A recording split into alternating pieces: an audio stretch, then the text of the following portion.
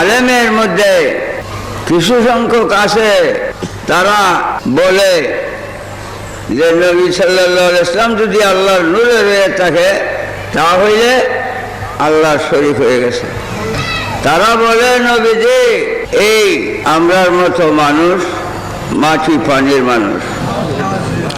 নবীজি রে আমরার মতো মানুষ, মানুষ বলে যারা তারা কাফের।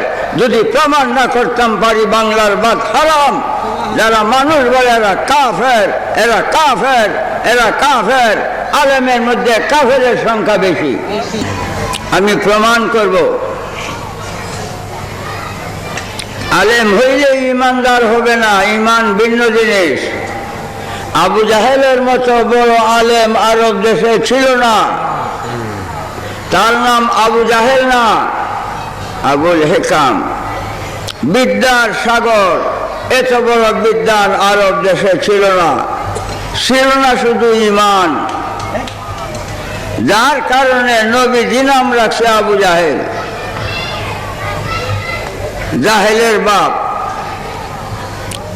যখন নবীজির ইমান না থাকার কারণে নাম রাখছে আবু জাহেল, সেই দিন থেকে সারা বিশ্বময় পৃথিবীতে ছড়ায় গেছে তার নাম আবু জাহেল।